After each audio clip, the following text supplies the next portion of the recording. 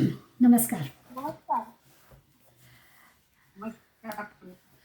आज आपला मेरा नमस्कार. हो आज आपला नवीन जो समास आहे, खरं तर विषय नवीन नाही आहे. संतांचे फार मोठे उपकार आपल्यावर आहेत. सद्गुरूचं स्तवन झाल्यावर पण आवाज येत समर्थाने नाहीये मेरा ते. संध्याकाळी येतोय. येतो व्यवस्थित आवाज. येतोय. तुमच्याकडे काहीतरी हे हा, असेल. बाहेर जाऊन परत आत या, म्हणजे डिलीट करून या. सगळ्यांना येतोय बाकीच्यांना आवाज. तर मी असं म्हणत होते की सद्गुरूंचं स्तवन झाल्यावर सुद्धा पुन्हा समर्थ वेगळं संतांचं स्तवन करतात. सामान्यपणानं तुम्ही आम्ही संत सद्गुरू असाच उल्लेख करतो. त्यामुळे संतांच्या आणि सद्गुरूंच्यामध्ये वेगळेपण असं आपण नाही करू शकत. मग समर्थांनी असे 2 समास का लिहिले असं स्वाभाविक मनात येतं. मागच्या वेळेला समर्थांनी सद्गुरू स्तवनामध्ये सांगितलं आणि माऊली पण आपल्या सांगतात, सद्गुरू आपैसा मिळे. सद्गुरू हा आपल्याला आपोआप मिळावा लागतो. आपण काही खूप प्रयत्न करायचे नसतात, काहीतरी संधी मिळते आणि आपले जे कोणी सद्गुरू असतात ते सद्गुरू आपल्याला प्राप्त होतात. नाहीतर संत आपले सद्गुरू आहेत, सद्ग्रंथ आपले सद्गुरू आहेत असं मानून आपण आपली साधना करायला लागतो. आता याचा अर्थ असा की संत आपल्या शब्दात बोलायचं झालं तर इझिली अवेलेबल असतात. आध्यात्मिक या क्षेत्रामध्ये जर विचार करायचा झाला तर संत सगळ्या काळांमध्ये आहेतच आहेत. आपण नुसत्या आपल्या महाराष्ट्राच्या इतिहासाचा थोडासा नुसता मागोवा घेतला तरी कळेल की संत नाही असा कालावधीच नाही आहे. कारण संतांमुळेच हे अध्यात्मज्ञान जिवंत ठेवण्याचं मोठं काम झालेलं आहे. आपण काकड आरतीच्या झाल्यावर संतांची मांदियाळी म्हणतो. त्या संतांनी केलेल्या कार्याचा त्याच्यात उल्लेख आहे आणि ते कार्य पाहता आपल्या लक्षात येतं की खरोखरच संतांचं जे काम आहे प्रत्येक कालावधीमध्ये आणि अगदी प्रत्येक जातीपंथामध्ये संत होऊन गेले आणि त्या संतांचे फार मोठे तुम्हा आम्हा सगळ्यांवर उपकार आहेत. एक यक्षप्रश्न नावाचा महाभारतातला विषय आपल्याला माहिती आहे. एक सरोवर होतं. त्या सरोवराचा मालकी हक्क त्या एका यक्षाकडे होता आणि हे 5 पांडव जेव्हा त्या सरोवराच्या जवळून जात होते, तहान लागली होती. दुरून लक्षात आलं की जवळ एक सरोवर आहे, पण खरंच थकले होते. त्यामुळे सगळ्यात धाकटा म्हणून सहदेव म्हणाला की मी पाणी घेऊन येतो, तुम्ही सगळे थोडी विश्रांती घ्या. आणि मग सहदेव गेला, बराच वेळ आला नाही. मग पाठोपाठ नकुल गेला, तोही आला नाही. सगळ्यांना कथा माहिती आहे, त्या कथेमध्ये मी फार शिरत नाही. आणि मग लक्षात असं आलं की 5मधल्या 4 पांडव पाणी आणायला म्हणून जे गेले ते परत आले नाही. मग प्रत्यक्ष धर्मराज युधिष्ठिर पाहायला गेले तर 4 भावंडं आपली सरोवराच्या काठी बेशुद्ध पडलेली त्याला दिसली. आणि मग मानवी आवाजामध्ये त्या यक्षाने युधिष्ठिराला सांगितलं की माझ्या परवानगीशिवाय ह्या सरोवराचं पाणी मिळणार नाही आणि माझी परवानगी म्हणजे माझ्या प्रश्नांचं उत्तर द्यायचं तरच पाणी प्यायला मिळेल.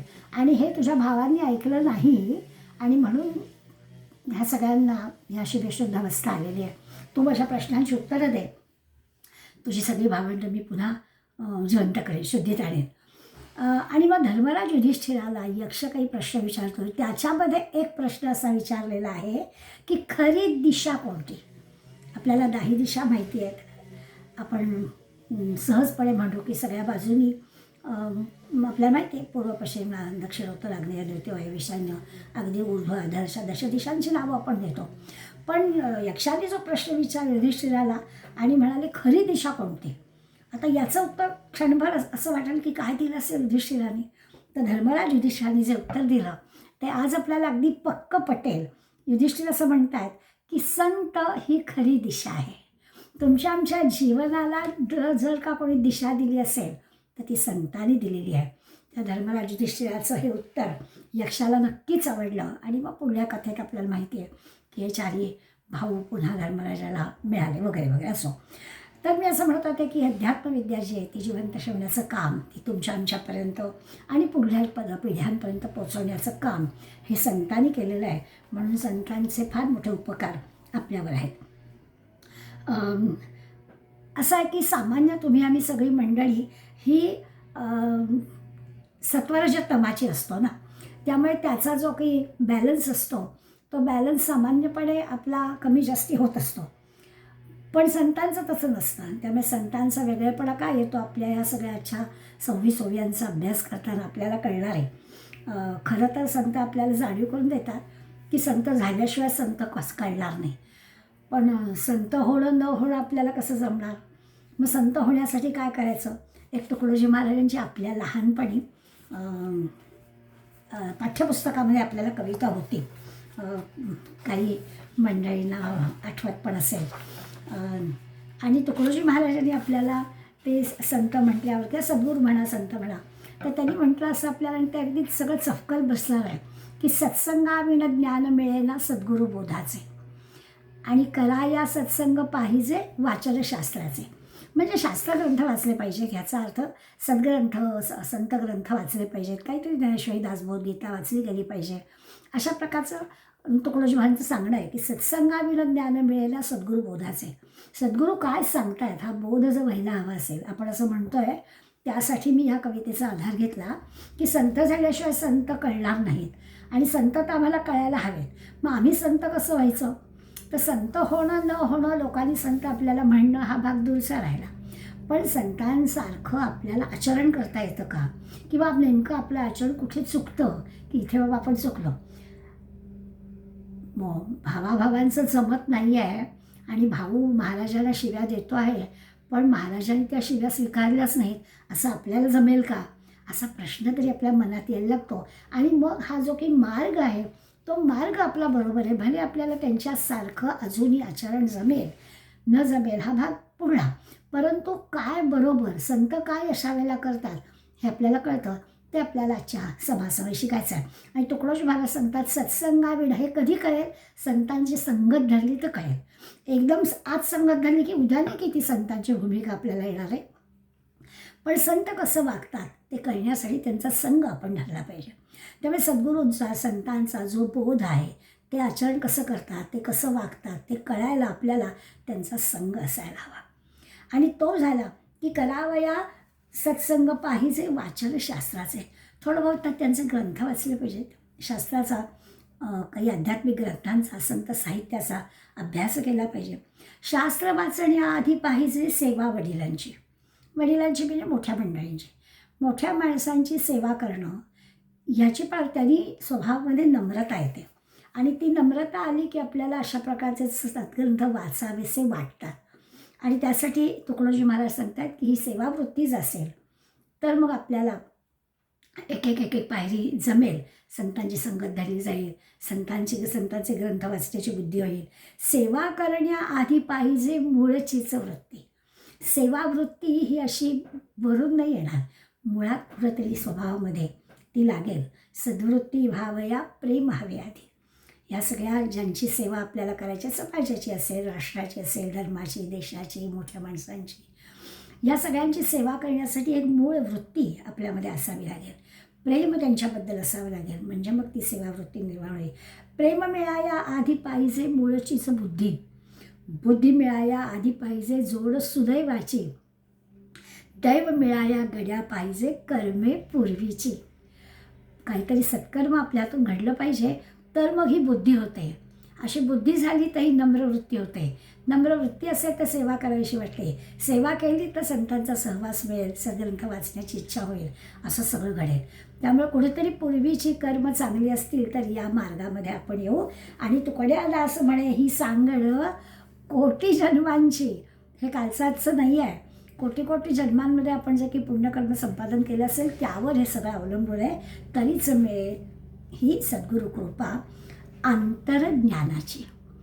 आपल्या खऱ्या मुद्द्याकडे आपण शेवटच्या चरणात येणार आहोत, तरच आपल्याला ही जी काही संतांकडून अंतर्ज्ञानाची प्राप्ती होणार आहे त्याची शक्यता आहे. संत झाल्याशिवाय संत म्हणजे कोणते कळणार नाही हे जरी असलं तरी संत हे आपल्याला आत्मज्ञान देणारे आहेत. ती कृपा मोठी आपल्यावर होणार आहे, त्याची ओळख आपल्याला झाली पाहिजे.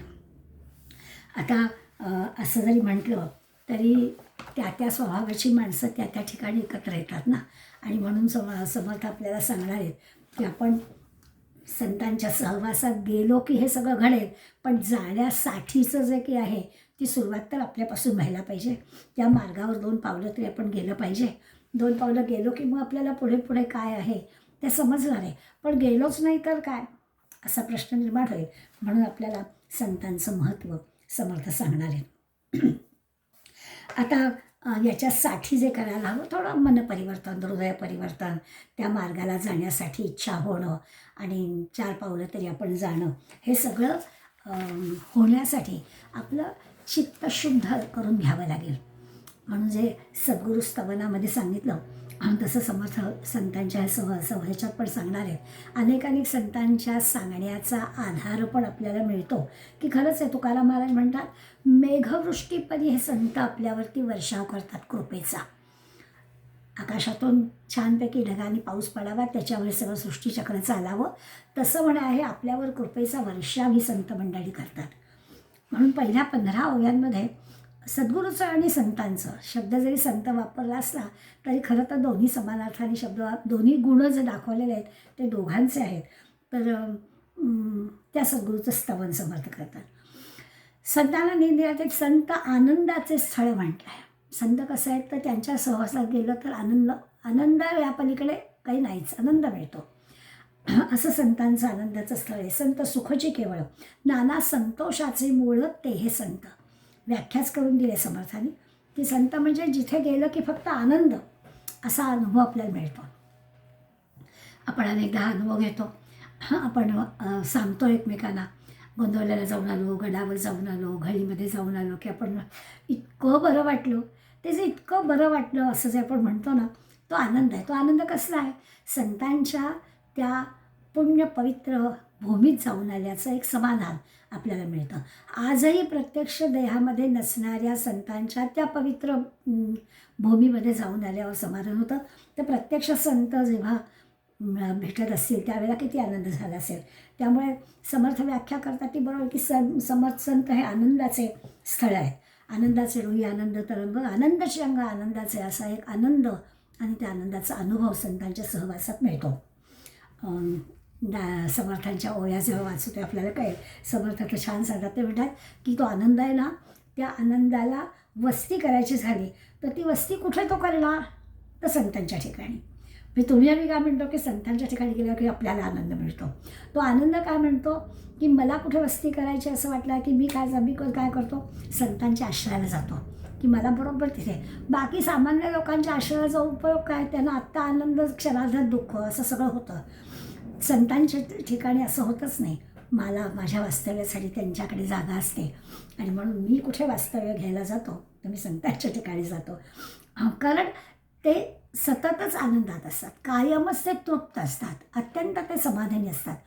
तुमच्या आमच्यासारखं जीवन त्यांना असतं तर तुमच्या आमच्यासारख्या जीवनामध्ये येणारी जी काही चिंता, दुःख काही नसतात का? असतीलही, पण ते हे करत नाही. ते तृप्त, समाधानी, आनंद. कारण त्यांचं जे आत असणारं ईश्वर रूप आहे ते ईश्वर रूप त्यांनी ओळखलेलं असतं. त्या मार्गाकडे आपल्याला जायचं आहे. स्वस्वरूप ओळखणं म्हणजे काय ते आपल्याला या समासात सांगणार आहे. होतं काय आपलं आता सध्या आपण जो विचार करतो ना, आपली विज्ञानप्रधान संस्कृती आहे. सगळं काय जे काही ते विज्ञानावर आधारित आहे आणि म्हणून विज्ञानप्रधान संस्कृतीत कसं असतं की दृश्य जग जे आहे त्या दृश्य विश्वाचं ज्ञान हे त्या विज्ञानाला, म्हणजे त्या विज्ञानामध्ये शास्त्रज्ञ म्हणूया, त्या शास्त्रज्ञ आहेत त्यांना त्यांच्याकडून आपल्याला प्राप्त होतं.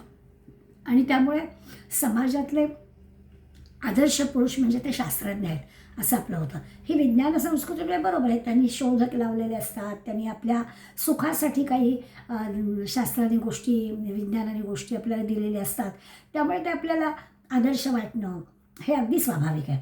परंतु अध्यात्मप्रधान संस्कृती जी आहे तिचा जर विचार केला तर आपल्याला असेल काही दृश्य जगातलं काही दिसणार नाही, पण जे अदृश्य आहे, जे दिसतच नाही आहे, त्या आत्मस्वरूपाचं ज्ञान असणारे हे ब्रह्मज्ञानी संत आहेत. आणि त्यामुळे आपल्या या आध्यात्मिक क्षेत्राचा विचार केला तर आपले आदर्श पुरुष म्हणजे संत.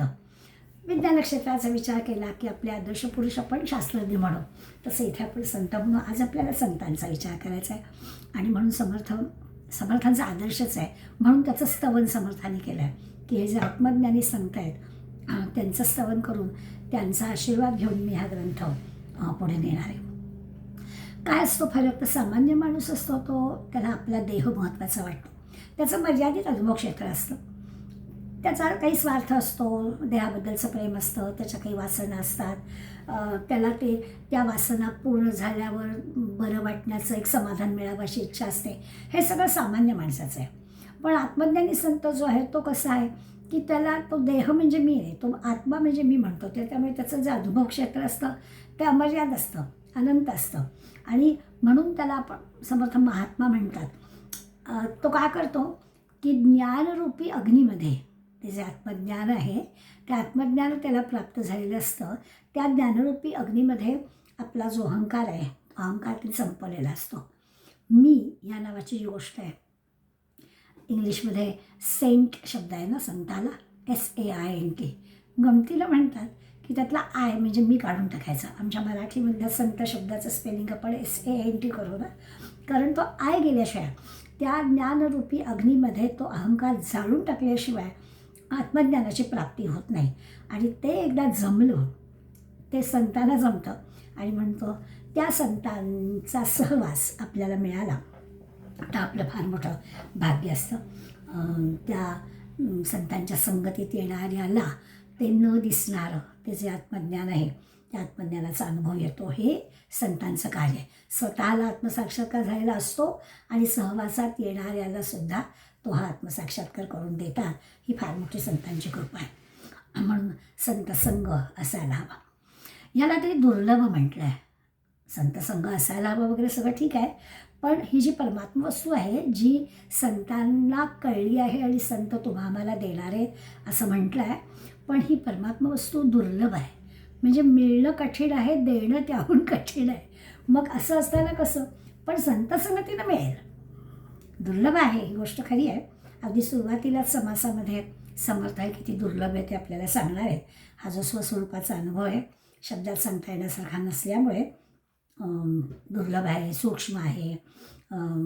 ही जी काही इंद्रिय आपली आहेत किंवा मन, बुद्धी, चित्त वगैरे वगैरे या सगळ्यांच्या मधून ते मिळणार नाही. साधारणपणानं आपली सगळ्यांची एक हे असतं की माझ्या इंद्रियांना कळलं की मला कळलं, मी डोळ्यांनी पाहिलं आहे, मी कानाने ऐकलं आहे, मला समजलं आहे, असं सगळं आपण वर्णन करतो. तर ते आपली इंद्रिय जी आहे त्या इंद्रियांच्या भरोशावर आपलं सगळं ज्ञान अवलंबून असतं. आता इथे तर ते सांगणार आहेत हे जे दुर्लभ असणारं आत्मज्ञान आहे हे इंद्रियांच्या मार्फत मिळतच नाही. म्हणजे इंद्रियांची ती कुवतच नाही, इंद्रियांची ती शक्तीच नाही आहे की ते आत्मज्ञान त्यांनी प्राप्त करावं. आणि त्यामुळे नुसतं इंद्रियांच्या द्वारा हे होणार नाही. त्याचाही विचार समर्थ लगेच सुरुवातीच्याच ओव्यातनं करणार आहेत. आपण ओव्यांच्या ह्याने गेलो तर आपल्याला अधिक कळेल. पहिल्या 2च ओव्या संत आणि याचा काय करतात, संत आणि संत संग याचा नेमका उपयोग काय होतो त्यांनी आपल्याला सांगून टाकलं आहे की जे आत्मस्वरूप आहे, आत्मज्ञान आहे, हे आत्मज्ञान सूक्ष्म आहे, गुप्त आहे, कठीण आहे, दुर्लभ आहे वगैरे वगैरे. पण असं जरी असलं तरी ते संतांच्या संगतीनं आपल्याला प्राप्त होईल. अशी सुरुवातच समर्थाने समासाची केली आहे. आणि मग हे जे परमात्मज्ञान, आत्मज्ञान वगैरे आहे किती सूक्ष्म आहे त्याचं वर्णन समर्थक पुढल्या 5-6 ओव्यांमध्ये करतात. ते म्हणतात की ते ना ते सर्वत्र आहे. म्हणजे गंमतच आहे मोठी. सूक्ष्म आहे, दुर्लभ आहे, गुप्त आहे आणि एकीकडे वर्णन करतात सगळीकडे आहे. मग आता सूक्ष्म पण आहे आणि एकीकडे म्हणतात की सगळीकडे भरलेलं आहे.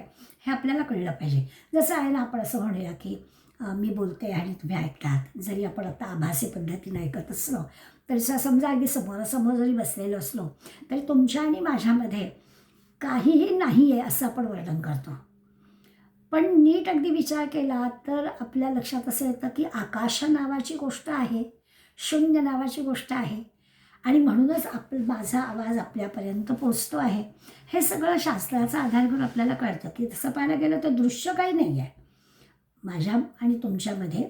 मी बोलते आणि तुम्ही ऐकता आहात ह्याच्यामध्ये असं दृश्य वस्तू काही नाही आहे.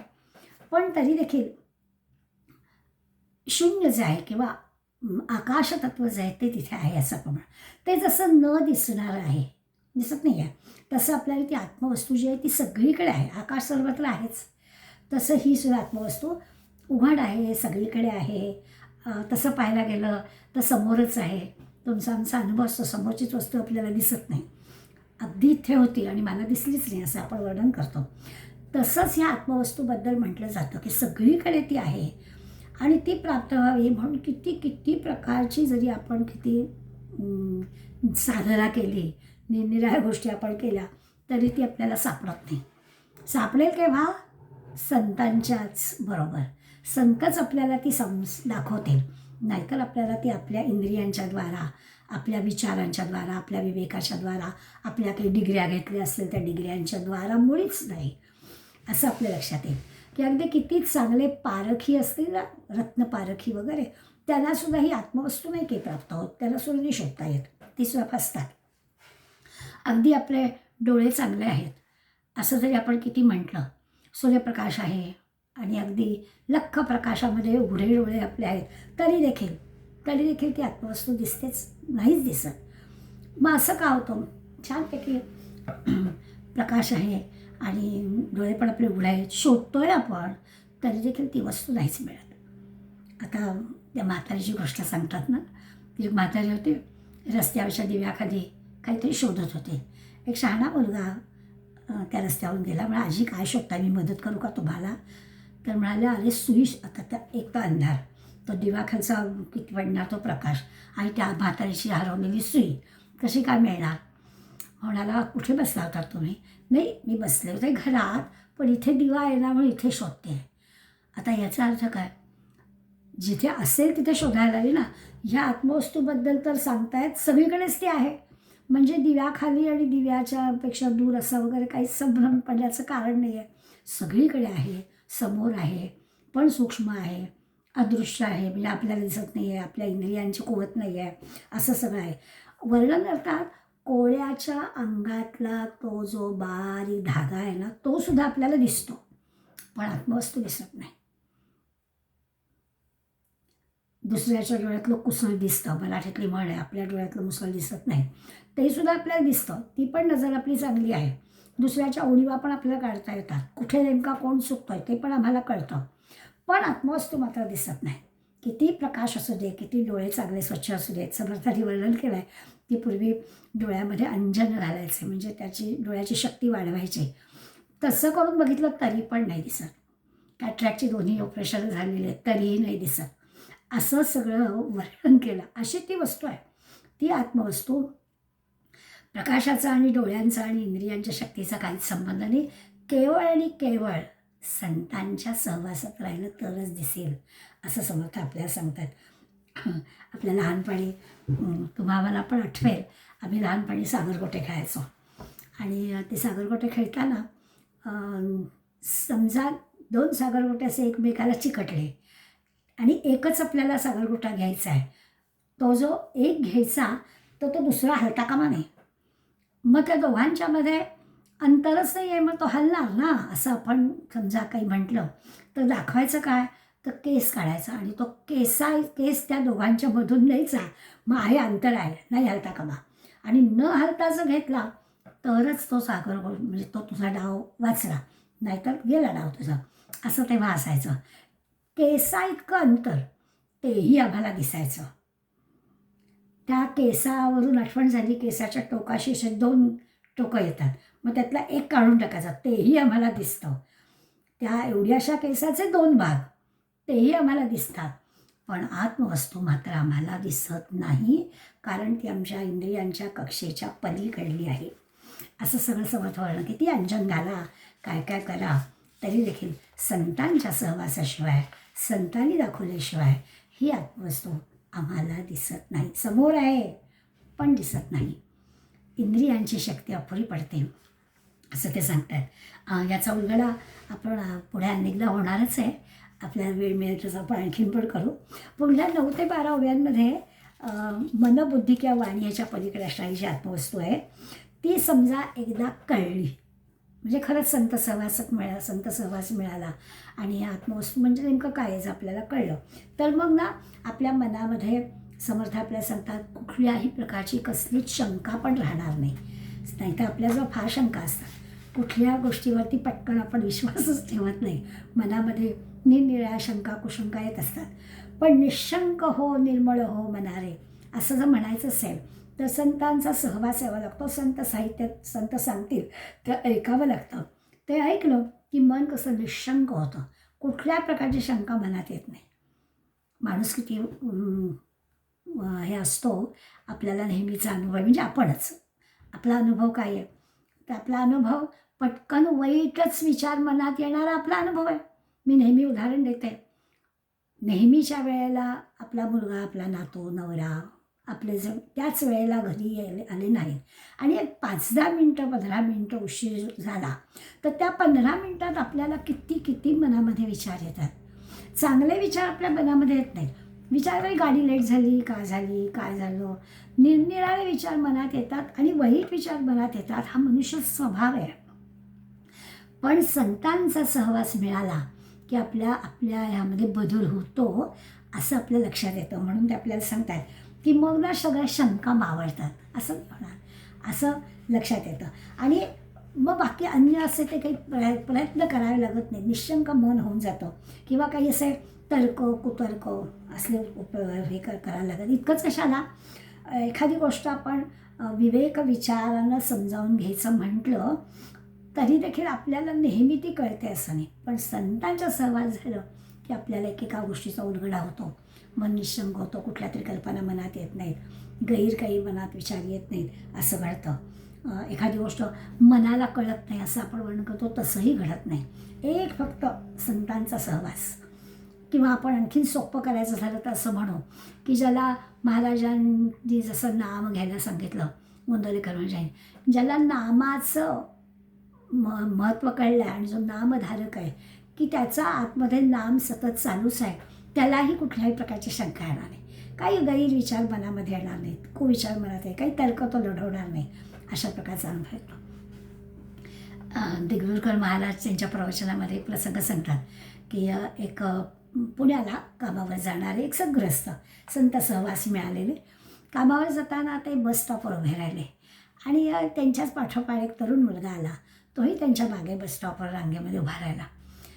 सिटी बसेस एका पाठोपाठ येत होत्या. त्यांना जिथे जायचं होतं ती बस काही एकतर येत नव्हती. आली तर ती भरून येत होती. असं लगातार 2-5 वेळा झालं. 15 मिनटं गेली 20 मिनटं गेली. हा तरुण मुलगा जो मागे उभा होता ना तो त्याचा काही जीव घालमेल चाललेला होता. सारखा घड्याळाकडे पाहत होता. बसच्या येण्याकडे वाट बघत होता आणि हे मात्र अगदी शांत होते. आणि मग त्याला काही राहावरून येतो म्हणाला की काका एक विचारू का की बस आपल्याला जिथे जायचं आहे तिथली एक तर बस वेळावेळाने येते. बरं आली तर ती भरून येते थांबतही नाही आहे आणि तुम्ही असे शांत कसे. मला किती त्रागा होतो आहे. मला जायला उशीर होणार आहे. वेळेवर मी गेलो नाही तर मला लेटमार्क लागणार आहे वगैरे वगैरे. त्याच्या सगळ्या अडचणी त्यांनी त्याला सांगितल्या.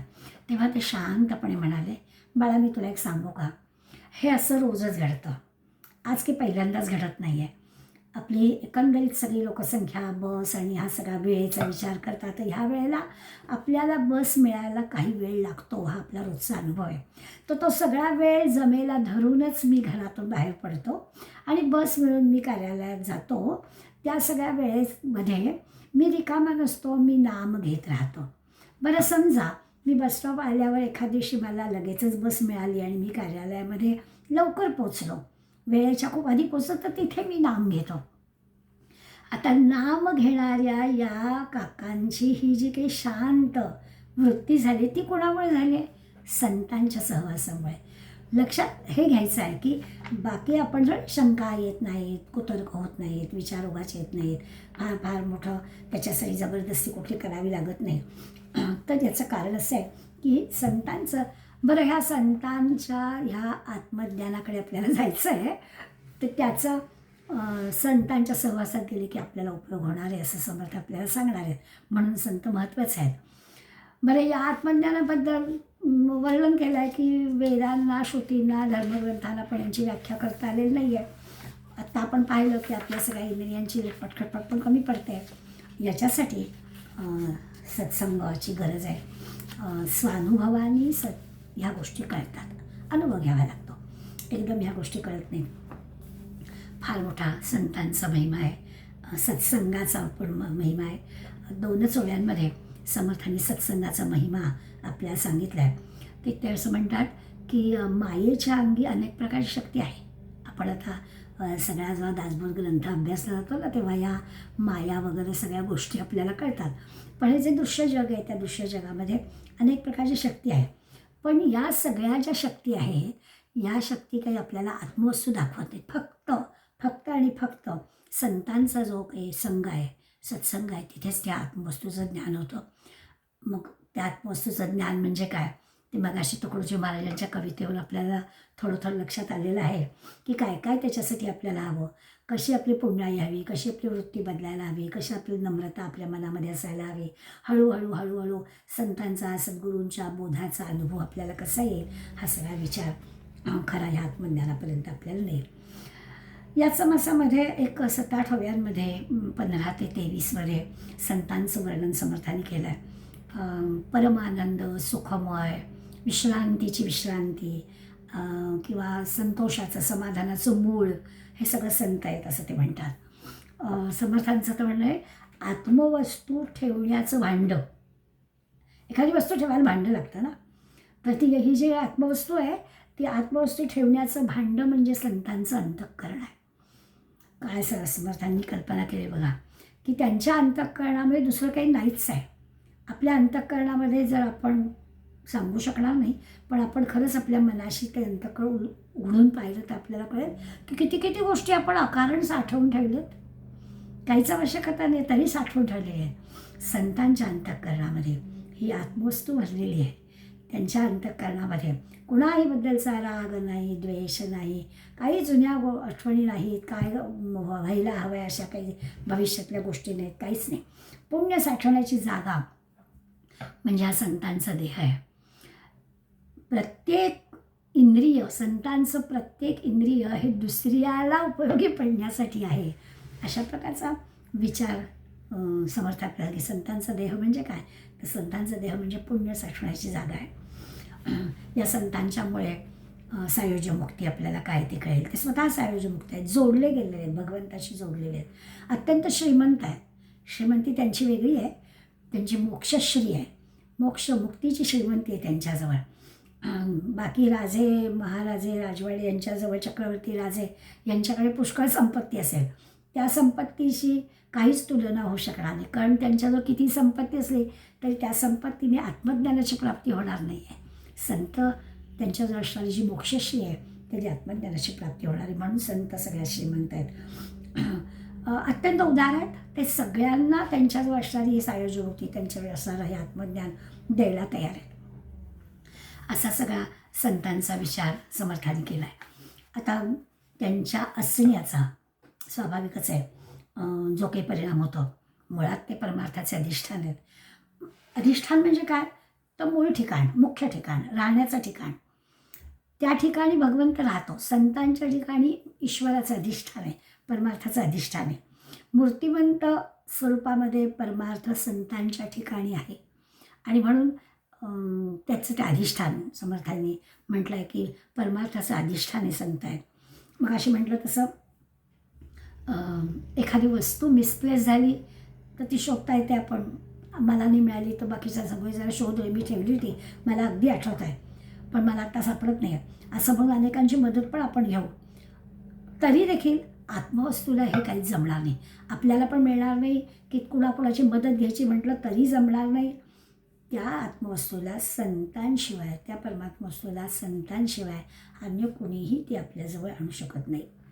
कितीही जरी सगळीकडे ती आहे असं म्हणत असलं तरी देखील, मी समोर आहे पण दिसत नाही, तरी देखील ती आपल्याला दिसत नाही आहे, संतांशिवाय कोणी आपल्याला दाखवू शकणार नाही आहे. असं आहे की सूर्य, चंद्र, आणखीन काही आपण आता आधुनिक ह्याच्यामध्ये कितीतरी प्रकाश देणाऱ्या अनेक गोष्टी, या सगळ्यांचं जर कितीही आपण घेतलं तरी देखील काही त्याचा उपयोग होणार नाही. छान एक उपमा निरूपणकार आपल्याला देतात. त्यांचं म्हणणं असं आहे की हे जे काही आत्मज्ञान वर्णन करतो आहे, वेदांना त्याचं वर्णन करता येत नाही. आपण पुढे अनेकदा पुढे पाहणार आहोत. किंवा सद्गुरूंचं वर्णन करताना ते आपण पाहिलं आहे की वेदांना नेती नेती असंच त्यांनी वर्णन केलं, असं नाही असं नाही असंच वर्णन त्यांचं केलेलं आहे.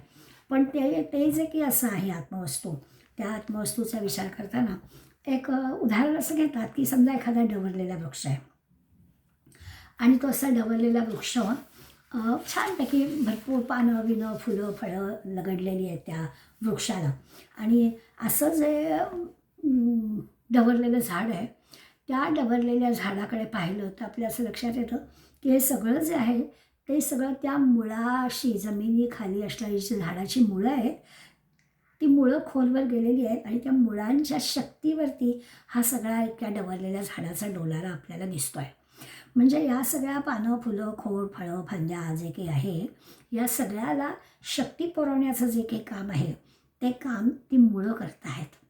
हे सगळं आपल्याला सहज कळणारी गोष्ट आहे, कारण आपण ती नित्य पाहतो आहे. बरोबर आहे.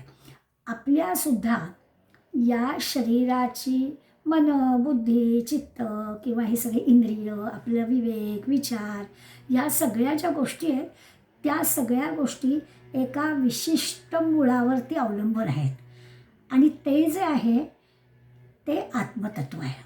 त्या आत्मतत्वावर आपलं मन बुद्धी चित्त इंद्रिय विवेक विचार हे सगळे कार्यरत असतात. झाडाची जशी पानं फुलं असावी तशी ही सगळी मंडळी आपली आहेत. या सगळ्यांना तिथून शक्ती मिळते म्हणून ही सगळी मंडळी कार्यरत आहेत. आता जसं आपण पाहिलं की वस्तू समोर दिसते आहे, डोळे उघडे आहेत तरी देखील दिसत नाही आहे, म्हणजे ही आत्मवस्तू काय आहे तर त्या आपल्याजवळ असणाऱ्या आत्मवस्तूकडून ही सगळी शक्ती मिळते. खरंच आहे, त्याच्यापासून वेगळं झालं आत्मवस्तू, समजा झाडापासून एखादं पान वेगळं झालं, आपण पान तोडलं आणि ते तोडलेलं जे पान आहे ते समजा अगदी पुन्हा जमिनीमध्ये खूप असलं, त्याला अगदी काहीच उपयोग होणार नाही, ते तिथून बाजूला झालं तेव्हाच ते संपलं. जोपर्यंत ते त्या झाडाला आहे तोपर्यंत ती आत्मवस्तू त्या म्हणजे ती मुळं त्या झाडाला सगळं पुरवत आहेत. तसंच अगदी आहे ते मुळं जे आहेत ती ह्या पानाचा फुलांचा फळांचा झाडाचा सगळा आधार आहेत.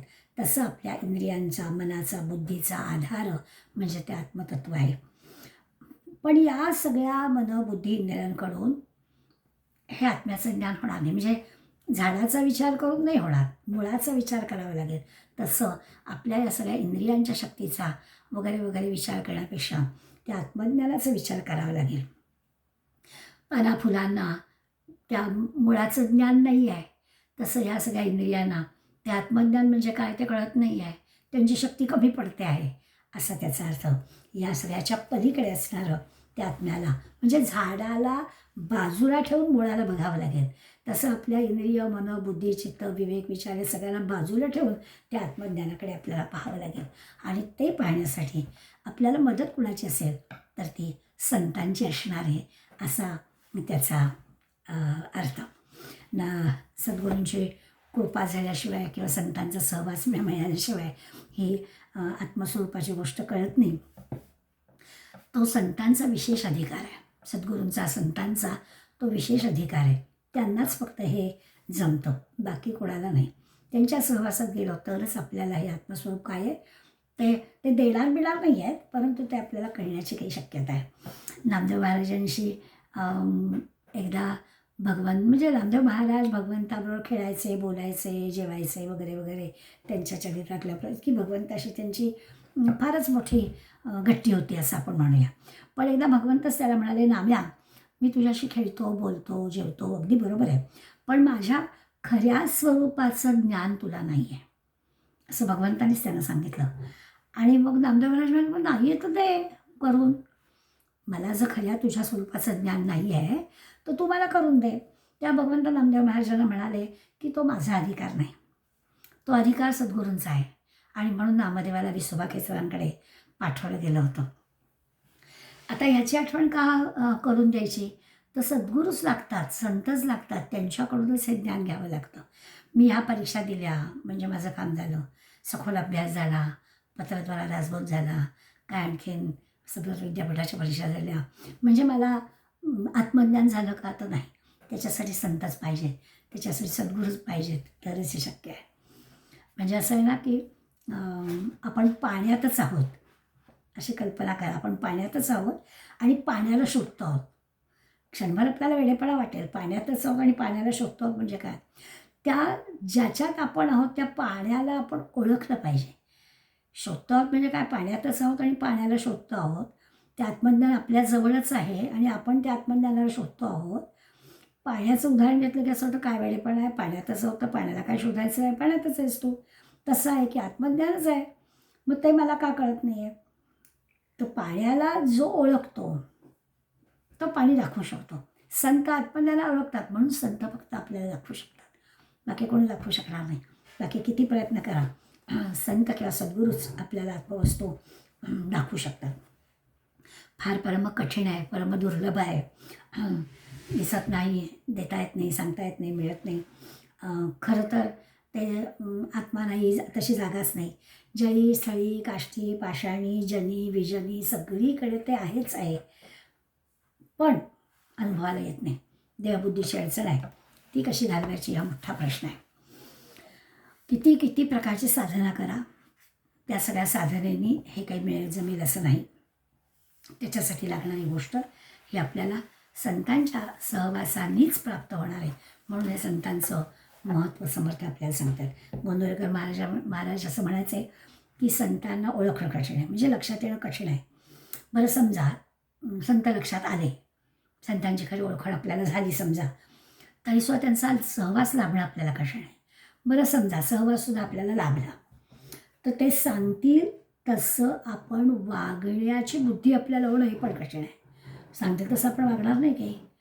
त्यामुळे फार मोठी अवघड गोष्ट आहे. दिसायला जरी असं वाटलं की संतांचं स्तवन समर्थ करतायत आणि संत नाहीत असं नाही, सो संत असतातच, त्या संतांना ओळखणं काय कठीण असं वाटेल, पण तसं नाही. तुकाराम महाराज म्हणा, काय वर्णू मी या संताचे उपकार मज निरंतर जागवते. ते म्हणतात की आमचे उपकार आहेत की ते मला सारखं जाग करतात. असं नाही असं कर, असं नाही असं कर, असं आपल्याला सारखं सांगतात. हे काम संतांचं आहे आणि ते करतात, आपण तसं आचरण करत नाही. ते आपल्याला काय योग्य काय अयोग्य, सार काय असार काय हे आपल्याला सांगतात, परंतु आपण ऐकत नाही. समर्थांनी संतांना भूदेव म्हटलं आहे. स्वर्गामध्ये देव असतात हे आपल्याला माहिती आहे. पृथ्वीवरचे देव म्हणजे भूदेव, आणि ते भूदेव म्हणजे कोणतं? संत. उपासनेला दृढ चालवावे, भूदेव संतांशी सदा नमावे. उपासना करावी, दृढ उपासना करावी, अगदी साधना काटेकोरपणे करावी आणि भूदेव संतांशी सदा नमावे. आणि या पृथ्वीवर असणाऱ्या या संतांना नमन करावं, वंदन करावं. असं सगळ्या संतांनी आपल्याला, या संतांनीच संतांचं जे महत्त्व आहे ते आपल्याला सांगितलं आहे. आणि त्यामुळे आपल्याला, नाही तर आपल्याला कोण सांगणार? संतांच्या आचरणाने आपण ते ओळखलं पाहिजे. त्यामुळे संतच आपापला अनुभव सांगतायत आणि त्या संतांचा, मग अशी म्हटलं तसं की संत विश्रांतीची विश्रांती किंवा संत तृप्तीची तृप्ती, निजतृप्ती म्हणत आहे की अगदी स्वतः जर असणारं समाधान जर मिळवायचं असेल तर संतांकडे बघावं, त्यांना मिळतं. चरित्र सामान्य नजरेनं वाचली ना संतांची, तर असं वाटतं की अरे त्यांना काय कमी का दुःख झाली, पण मग त्यावेळेला कसं त्यांचं आचरण होतं ते पाहिलं की लक्षात येतं की यांचं वेगळेपण काय आहे. त्यामुळे भक्तीची किंवा संतांचं असणारी जी काही त्यांची निजतृप्ती आहे, त्यांचं निज समाधान आहे, त्याच्या मागे नेमकं काय आहे कारण ते आपल्याला उलगडतं. भाग गेला क्षीण गेला अवघा झाला आनंदू. महाराजांचं सांगणं असं आहे की एकदा का तो आत्मज्ञानाचा आनंद आपल्याला गवसला ना की मग कशाचाही क्षीण होत नाही.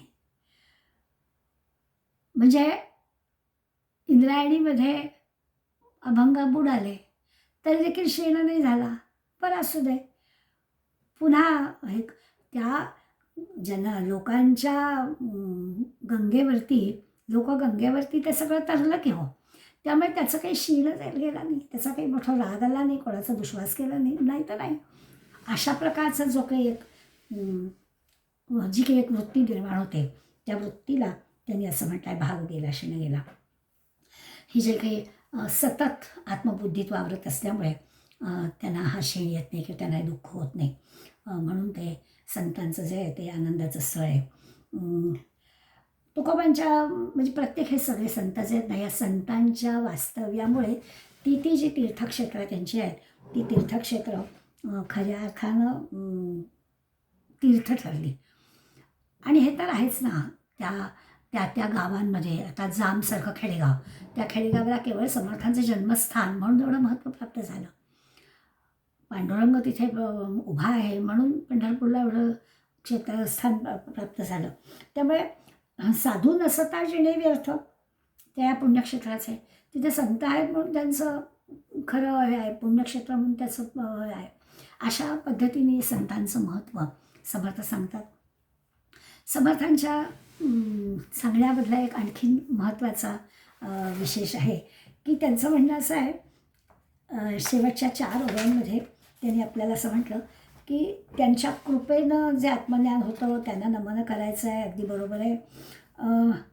पण ते सारा जो काही म्हणजे उपमा फक्त आकाशाचीच देत आहे. आकाश म्हणजे आत्मज्ञान नाही, पण तरीसुद्धा कळायला म्हणून आकाशाची उपमा त्यांनी दिली की आकाश कसं आहे, त्या आकाशापासून सगळ्या ज्या वस्तू आहेत त्या आकाशाच्या खाली आहेत.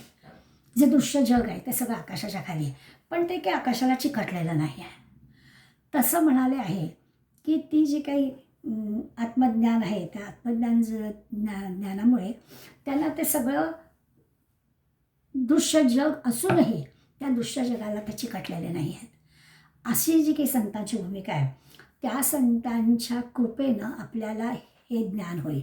हे सगळं शाब्दिक ज्ञान काही उपयोगाचं नाही, बरोबर आहे, पण जर का त्या संतांच्या सहवासात राहिलो तर पुन्हा पुन्हा पुन्हा पुन्हा सांगण्यामुळे आपल्याला ह्या गोष्टी थोड्याशा अंगवळणी पडतील आणि आपण निदान चूक कुठे होते ते तरी आपल्याला कळेल. संत धर्माचं धर्मक्षेत्र आहे असं सांगतात. उत्तम आधार आहे सामान्य तुमच्या आमच्या सगळ्यांना. संत हा मोठा आधार आहे. जसं महाराजांचं नाम हा आपला आधार आहे.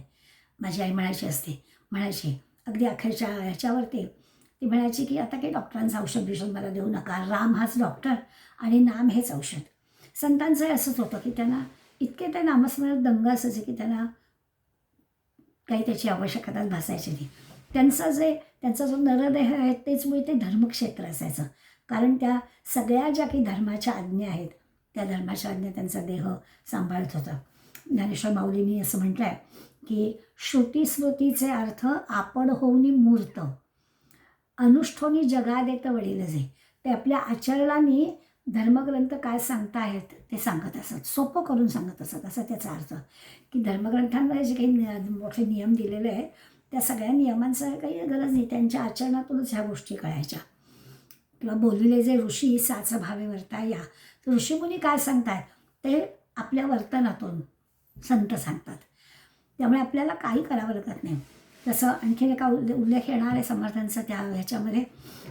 आपण जात पाळत नाही आहोत, बरोबर आहे, काही आवश्यकताच नाही आहे जाती पाळण्याची.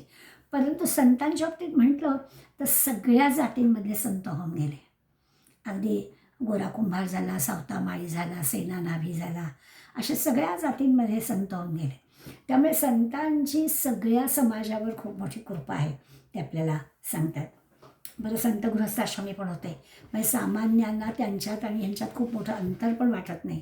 ते आपल्यासारखंच गृहस्थाश्रमी असणारी संत आहेत आणि उत्तम गृहस्थाश्रम पण ते करतात. गृहस्थाश्रमातल्या सुखदुःखांचा ते कसं आपल्यावर परिणाम होत नाही. समर्थांनी छान शब्द वापरला आहे. संतांना त्यांनी समाधीचं मंदिर असं म्हटलं आहे. आता समाधीचं मंदिर काय, आधी मंदिर आपल्याला कळतं, तर त्यात समाधीचं मंदिर.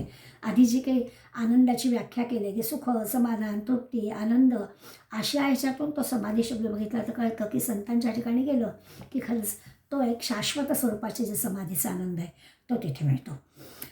कबीर संतांच्या समाधीला सहज समाधी म्हणतात, म्हणजे त्यांच्या सहवासात गेलं की ते सगळं सहज प्राप्त होतं, काही त्याच्यासाठी प्रयत्नच करावे लागत नाही, असं कबीरांचं म्हणणं आहे. स्वतः कबीरांच्या चरित्रातली प्रसंग आहे ती पायाला काय जखम झाली होती आणि संत अगदी नामामध्ये मग्न होते.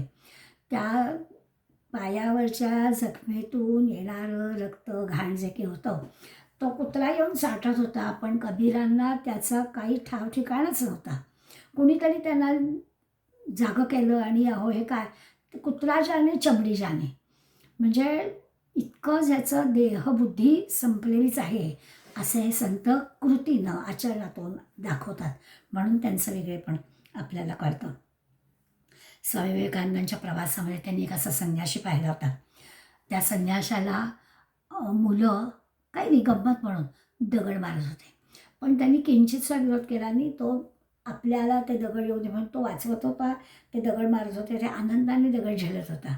म्हणजे जसं तुकारामांच्या चरित्रात आपण पाहतो ना, की कोणीतरी त्याला चपलांची माळ घातली, जोड्यांची, आणि तरी देखील तुकाराम महाराज मात्र नामस्मरणामध्ये दंग आहे.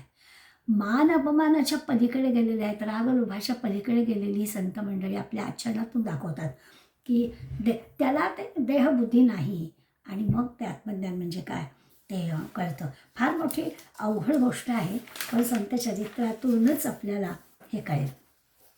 दासबोधामध्ये जसं दासबोध शब्द आहे, दासाने केलेला बोध किंवा दासाला झालेला बोध असं आपण म्हणतो. ते जे की येतो बोध म्हणजे ते आत्मज्ञान आहे. खरं म्हणजे त्याच्यासाठी मोठी आपली काही स्वतःची फार मोठी तपश्चर्या लागते का, तर नाही. याच ह्याच्यात सगळ्यात संत अज्ञानी असो, दुःखी असो, दीन असो, कोणीही असो, त्यालासुद्धा ते आपल्याजवळ हे आत्मज्ञान देतात. कोणीही ह्याच्यासाठी काही बद्धापासून अगदी सिद्धापर्यंत, कोण अडाणी असेल त्या अडाण्यापासून विद्वानापर्यंत कोणीही जरी असलं तरी देखील संतांच्या सहवासात गेलं की त्याचं काम झालं. प्रापंचिक असू दे, महंत असू दे, कुणी असू दे, योग म्हणजे एखादा ज्ञानी असेल तरीसुद्धा त्या ज्ञानालासुद्धा त्याच्या बुद्धीचा अहंकार असू शकतो ना. त्यामुळे कुणीही जरी असला तरी समर्थ सांगतायत की त्याला संतांच्या ह्याच्यात गेलं की आपोआपच परमार्थ प्राप्ती किंवा हा हे मिळणार आहे. या छोट्याशा 26च ओळ्यांचा हा समास आहे आणि विषय पण काही नवीन नाही आहे. संतांचं सहज आपल्याला सानिध्य लाभलं पाहिजे. आता तुम्ही म्हणतो की आम्हाला हे कळलं की संतांच्या सहवासात गेलं तर आत्मज्ञानाची प्राप्ती होते, संत कसे असतात ते आम्हाला कळलं, सत्संग किती आवश्यक आहे ते आम्हाला कळलं, संतांना ओळखायचं कसं ते आम्हाला कळलं, कारण त्यांचं आचरण पाहून आम्ही ओळखणार आहोत, हे सगळं कळलं. आता मुद्दा येतो तो फक्त आपल्यापुरताच येतो की हे सगळं जरी कळलं तरी देखील आमच्या मनातल्या ह्या ज्या शंका कुशंका, आमच्या मनामध्ये त्यांच्याबद्दलचा असणारा जो विश्वास, हा सगळा दृढ व्हायला आम्ही काय करायचं. आणि त्याच्यासाठी म्हणून या सद्ग्रंथांचा, संत सहवासाचा उपयोग होतो. सहवासे आपोआपच आपली वृत्ती वेगळी होते. सुरुवातीला कदाचित असं होईल, कुठलीच गोष्ट नाविन्याने आपण करायचं तर त्याला लगेच किती आपल्याला आवडते अशातला भाग नाही, पण धीरे धीरे आपल्याला आवडेल. म्हणून सुरुवातीलाच आपल्याला समर्थक तयार करतात की आता हे जर सगळं अध्यात्म ग्रंथाचा आपल्याला अभ्यास करायचा आहे, त्याच्यासाठी ही तयारी चाललेली आहे की मी जसा गेलो तसं तुम्ही, मी रामाचा हात धरून जसा प्रगती केली तसं तुम्ही या संत सहवासामध्ये राहा, संतांचं बोट धरा आणि ह्या मार्गाला लागा. खात्रीनं तुम्हाला आत्मज्ञानाची प्राप्ती होईल. विषय असा होतो ना की लगेच सुरुवातीला, मी परवा सद्गुरूंचं स्तवन करताना पण सांगितलं होतं, आज परत ते सांगते की सुरुवातीलाच ह्या आत्मज्ञानाचा विषय काढल्यावर नवीन येणारा साधक जो आहे तो गडबडून जाईल ना की आत्ताच कशाला. पण तसं नाही, ते आठवण करून जाईल, भक्तीच्या योगानेच आपल्याला जायचं आहे. पण माझा ग्रंथ हा सगळ्यांना आवडावा, सगळ्यांना तो कळावा, याच्यासाठी मला सगळ्यांचं स्तवन, सगळ्यांचं स्तुती, सगळ्यांबद्दल कृतार्थता, सगळ्यांबद्दल कृतज्ञता व्यक्त करण्यासाठी मी संतांना सांगतो आहे की तुम्ही पण काय करा, मला जे जे काही हवं आहे ते असं तयार द्या, म्हणजे मग माझ्याकडून ते कार्य सिद्ध होईल. अशा अर्थाने सद्गुरूंचं आणि संतांचं दिसायला 2 समास असले तरीसुद्धा सद्गुरूंच्या बाबतीमध्ये जी जी काही गुणवैशिष्ट्य होते तीच आपल्याला संतांच्या ठिकाणी पण दिसतात. पहिल्या 15 ओव्यात सद्गुरू आणि संत शब्द कुठलाही वापरला तरी एकच आहे असं दिसेल. आणि नंतरच्या ह्याच्यात मात्र सत्संगाचा जो महिमा समर्थांनी सांगितला आहे तो पुन्हा पुन्हा आपण ऐकावा. आपण सगळे भाग्यवान अशा अर्थाने आहोत की आपण धरलं आहे संतांचं बोट. त्यामुळे आपल्याला पूर्वपुण्याई निश्चित आपल्याजवळ आहे. त्या पूर्वपुण्याईचा आधार घेऊन आपण समर्थांचा किंवा दासबोधाचा ग्रंथाचा अभ्यास करायला सुरुवात केली आहे, तर निश्चितपणानं या ग्रंथाच्यामुळे अखेरच्या टप्प्यावर जाईपर्यंत या सगळ्याचा आत्मज्ञानाचा काय आहे, देहबुद्धी कमी होणं म्हणजे काय आहे, हे नक्की आपल्याला समजेल अशी ग्वाही समर्थ आपल्याला सुरुवातीच्या सगळ्या स्तवनाच्या समासातून देणार आहेत. कारण पुढले लगेच दुसऱ्या दशकामध्ये ते आपल्याला चुणूक दाखवणार आहेत की हे सगळं मी सांगतो आहे, स्तवन करतो आहे, ग्रंथाय करतो आहे, पण मनुष्य स्वभाव कसा असतो, तर ते जे काही 2 प्रकार आहेत. काही वेळा आपण असे पण असतो, काही वेळा असे पण असतो. काही वेळा आपण उत्तम पण असतो, काही वेळा आपण सत्वगुणी पण असतो, काही वेळा आपण तमोगुणी का होतो आणि तेच कसं आपल्याला बरोबर वाटतं. असे जे आपले मनुष्य स्वभावाच्या ज्या 10 वैशिष्ट्य गोष्टी आहेत त्या आपल्याला सांगणार आहेत. तत्पूर्वी आपली ही तयारी करून घेण्यासाठी ते संतांच्या सहवासात आपल्याला जायला सांगतात. समास वाचा म्हणजे आपल्याला किती सोपा समास आहे लक्षात येईल आणि संतांवरची जी आपली आहेच निष्ठा ती आणखी कशी दृढ होईल. एक आणखीन जाता जाता सांगायचं की काळ वेगळा असला आणि संत वेगवेगळ्या नावानी असले तरी सगळे एकच आहेत हे पण आपल्या लक्षात येईल. की जे काही समर्थाला सांगायचं आहे तेच तुकाराम महाराजांनी सांगायचं आहे, जे तुकाराम महाराज सांगतात तेच ज्ञानेश्वरांनी सांगितलं आहे, ज्ञानेश्वर माऊली जे सांगितलं आहे तेच नाथ सांगतायत असं आपल्या लक्षात येईल. त्यामुळे त्यांच्यातली जी एकवाक्यता आहे ती लक्षात घेता सगळे संत हे एकच आहेत, एकच प्रकारचं सांगतायत असं पण आपण कुठल्याही संतांचं बोट धरलं तरी आपल्याला एकाच ठिकाणी ते घेऊन जाणार आहेत अशा प्रकारचा विचार समर्थ आपल्याला या 26 सोहळ्यांमधून सांगतायत. आपण त्यांचं स्मरण करू आणि थांबू. तव स्मरण संतत स्फुरणदाया घडो त्वदीय गुणकीर्तन ध्वनिसुरम्य करणी पडो स्वदेश हित रक्षणा विण तुझी कथा नावडो तुझ्या समय्या मुची तनु हि देश काजी पडो. जय जय रघुवीर समर्थ. ओंकार करूया. स्वस्थ शरीर, शांत चेहरा, डोळे अलगद मिटलेले, चालू असलेला श्वास सोडून द्यायचा आहे. खोल आणि दीर्घ श्वास भरून घ्यायचा आहे. ओ